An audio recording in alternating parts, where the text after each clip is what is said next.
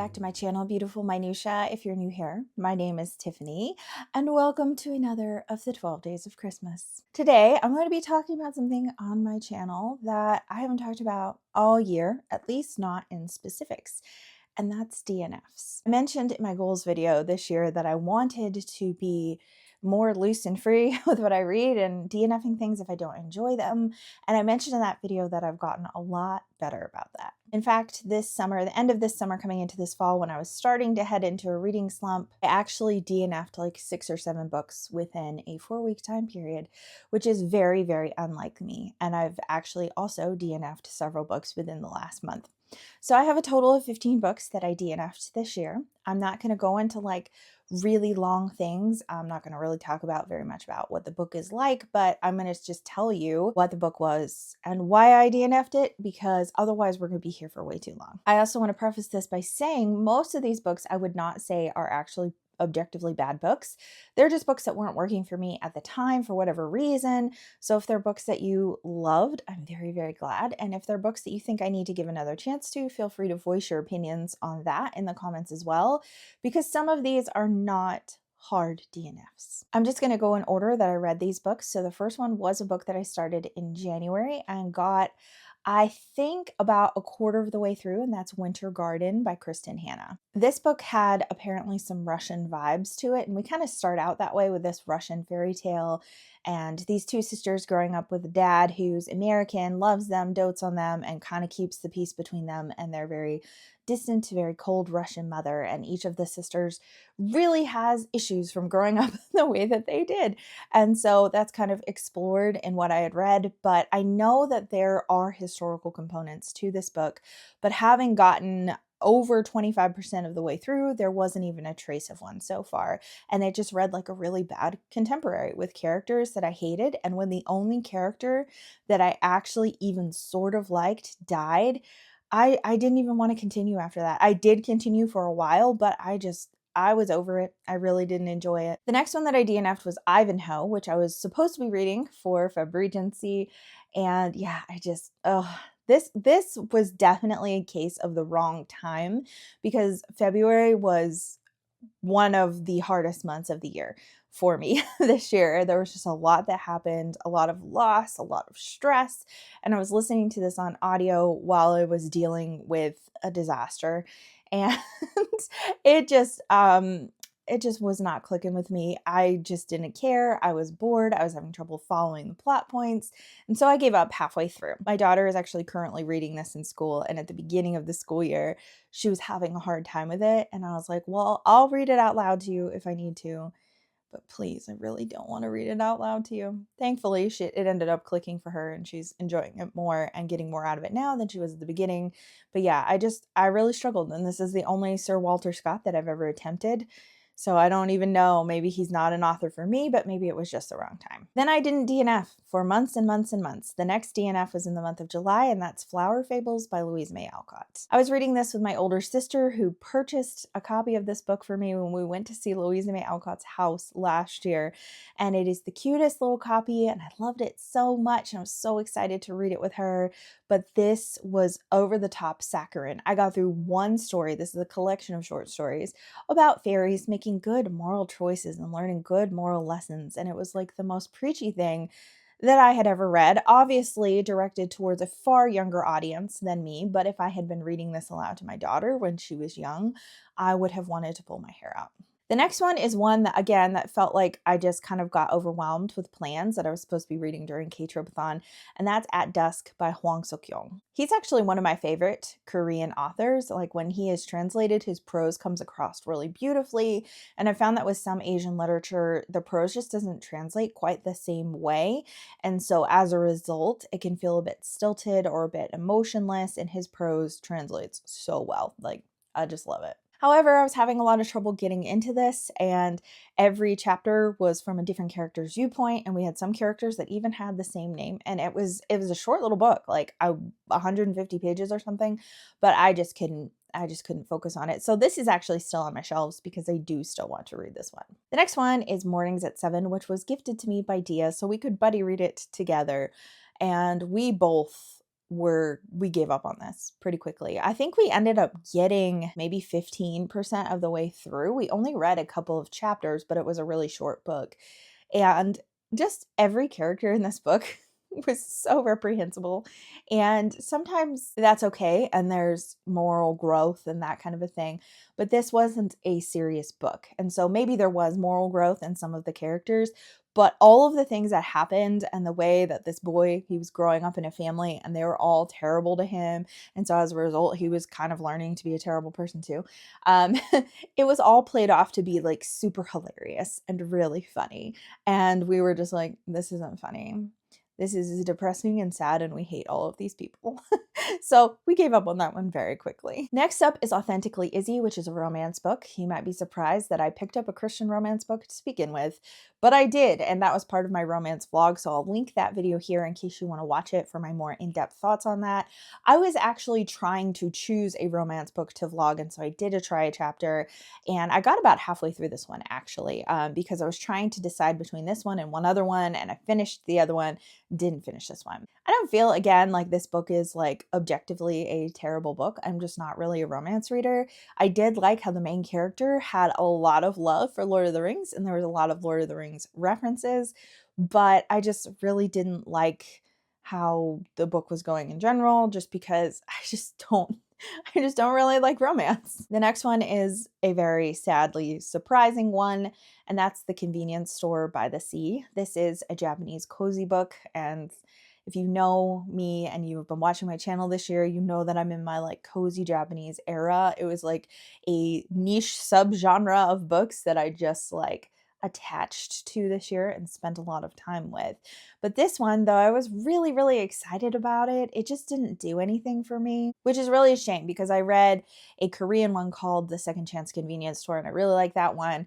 But I thought that the Japanese one would be even better and be even cozier, but it just kind of read like a cheesy K-drama. So I think I actually would have liked it in a K-drama format more. I just felt like a lot of the way that the story was presented, and one of the characters, the manager in particular, is talked about being like so dreamy and so handsome, and the way that he's talked about was just like really cringy. So I think it would have worked in K-drama format for me, like because it was just like over the top goofy, and that's not something that I'm really looking for in a Japanese cozy book. So it just didn't work for me. The next one is one that I think I got probably about 60% of the way through, and then I just kind of gave up listening to it on audio. That's a nonfiction called Buzz, Sting, Bite, which actually Dia purchased for my daughter. And so I was listening to it on audio because I was like, oh, that sounds interesting, all about insects. And if you know my daughter, you know she really loves bugs. She always says that her favorite animal is a stink bug. I thought it sounded fun, so I thought I would listen to it.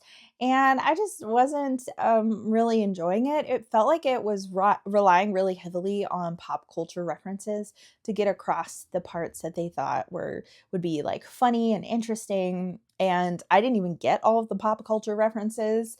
And I just was kind of like, I don't know. It just wasn't clicking for me. The next one is a YA book called What's Eating Jackie O, and the premise of this sounded fantastic. It's about a girl who is Korean American, and she wants to go on this cooking show that she and her grandparents love watching. However, she was just absolutely insufferable as a main character narrator for me. I found her to be obnoxious because she believed that every single time someone misinterpreted something or someone treated her in a way she didn't like, she was convinced that it was like a racial microaggression. And it just really, I don't know, she just was really annoying. And I just really didn't like her. She also was just like convinced that the world was out to get her, including her own grandparents, who she actually had a good relationship with. But she just like really seemed like she hated everyone. And that probably changed over the course of the book. She probably grew, but I just was not in the mood to trudge through that. Next, we have The Green Kingdom by Cornelia Funk. I was so excited to read this because I love Cornelia Funk. And I was really happy to learn that she'd released a new middle grade because she's actually one of my favorite middle grade authors. The Inkheart trilogy is a masterpiece, and it doesn't have the same notoriety as some other middle grade fantasy series, and I think that that's a shame. So I picked up The Green Kingdom, loved the cover, loved the plant vibes, and I expected it to be magical, and it was not magical magical at all. There was nothing even remotely fantastical about it. And I just was pretty bored with it, honestly. I didn't really, it wasn't what I thought it was going to be. And I got like about 80% of the way through it. And I was like, I should just finish it because it's short. And then I'm like, I don't have to finish this. I'm not buddy reading this with anyone. There's no pressure. It doesn't matter. I'm not going to finish this. So I didn't. After that, that was in August. I went again several months without DNFing until November. And then the DNFs started hitting harder again. My in-person book club book for November was The Place of Tides by James Rebanks. And I really loved his book that we read together last year. But this one just like was not doing it for me. I was in a slump at the time and just really struggling to read anything at all. So I think that that had something to do with it because his writing was really beautiful. But I just found that the book that I read last year was his memoir, and it hit home for me and felt just more personal. And so I enjoyed it more. This one is about, people collecting eider down from eider ducks. And I just found that I didn't really care about the process, and I didn't really care about the people who were doing it, even though I think we were supposed to. And so it just wasn't working for me, but it is one that I would consider picking up again at a later time because I think it might have just been wrong time. Another book that I would pick up at another time is Chance by Joseph Conrad. I was reading this with Dia and Christy and just couldn't with it. Oh my gosh. I just was like, what is even going on? What are we doing here? What even is this? Like, the struggle was so real with this book. And that's not abnormal for Joseph Conrad for me because it takes a while to get your footing. I think I got probably maybe a quarter of the way through the book. I think I got through like 4 or 5 chapters, but the chapters are relatively long, and I think there's only 13 chapters in the whole book. I was really struggling to even focus on anything on the page because his prose does require more of you. It requires focus, and I had things going on in my life that made it so I just didn't have the bandwidth for that. However, the same thing, I was struggling with The Secret Agent last year, and then it ended up becoming one of my favorite books of the year. So I believe that there's a chance that I could end up loving Chance, and maybe it's worth it if I finish it. So it's one that I haven't unhauled because I think maybe I would still try it. One I do plan to probably eventually come back to is An Echo of Things to Come by James Islington. This is book 2 in the Lycanius trilogy, and book 1 busted me out of a reading slump. In August, when I was DNFing all those books, I picked up the first book and loved it. I just devoured it. I had such a great time with it. And so then I picked up the next one and just couldn't. I just dreaded picking it up. I just like could not get into it. And every time I tried to read it, it was like pulling teeth. And I'm like, is this me or is this the book? I had someone else I was reading it with, Whitney, and she actually really struggled to get through it. And it took her like 2 months maybe to get through it. And I just couldn't make any progress for the life of me. I think I probably got 12% of the way through the book. And I was just like, I just really don't want to finish this. And she's like, that's okay. I'm not really eager to pick up book 3 anyway. So we're going back to Hob instead in 2026. And it is one that I feel like I loved the first book so much that I'm wondering if book 2, it could be suffering from book 2 syndrome of a trilogy where it feels like it has a hard time connecting a really good beginning and a really good end. That happens often in fantasy trilogies. But I don't know. It very well could have just been me because I was struggling. And the last book is one that I was so sad about. It's actually another Japanese cozy book that I tried to pick up in November, and that's Days at the Taranka Cafe. I really enjoyed Days at the Murasaki Bookshop. I read that last year and thought it was just very cozy. It had a really great commentary on books, and maybe that was what was missing from this one. Maybe it just wasn't bookish enough for me. It takes place at a cafe, in case you couldn't tell, and I didn't even make it through the full first chapter of it before I DNF'd it. But again, cozy Japanese books, they have really long chapters. Usually they only have like 4 chapters in the whole book, and they're more like interconnected, like short stories / vignettes. So the first story has to do with this woman coming into the cafe and being kind of like obsessed over our narrator, who is like 19 or 20 years old and she's like 30. So that feels like really weird anyway. Maybe she's in her 20s. I don't know. It still felt like the age gap was enough that it felt weird.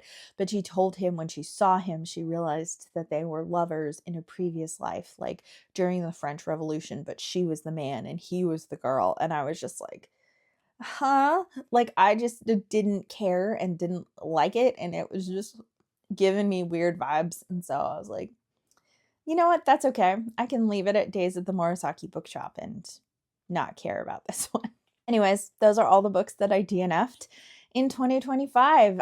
It's definitely more than I have DNF'd in any year I've been on BookTube, even though 15 doesn't sound like a crazy amount, but I think it's probably around 10% of the books that I picked up, which was a high percentage for me. I tend to be someone who almost always finishes books, especially if they're buddy reads. So it's shocking that several of the books on here were buddy reads. A couple of the buddy reads, my buddy readers also decided to DNF it, and that made it a lot easier. But there were a few on here that was not the case, and I really have a hard time DNFing a book that I'm reading with someone else or that I'm reading for a discussion, like The Place of Tides, that like I'm supposed to be the one leading this discussion, and I just really struggled and just could not get through it. But it's freeing to DNF a book that you're really, really not enjoying. And I want to be able to embrace that. But I'm always someone that I'm like, what if it gets better? What if it ends up being like one of my top books of the year, like with The Secret Agent, you know, maybe it's worth it to stick it out. And so I always am like second guessing myself and wondering if I should have really DNF'd that. But it's also okay to DNF a book and have it be a soft DNF, meaning like, I will come back to this later, but this is just not it right now. And that was definitely some of the books on this list. And then some of the books on this list I have no intention of ever returning to. I'd love to hear from you in the comments down below. How frequently do you DNF? And I would love to hear some of the books that you maybe were excited to read this year, but really you were just like, I don't think so. And you DNF'd, because I feel like I might have some unpopular opinions on my list, and you might as well. So we can have some solidarity together with that. Thank you so much for watching. If you like this video, please hit like and also subscribe so you can continue to see more bookish content from me, and I will see you again next time.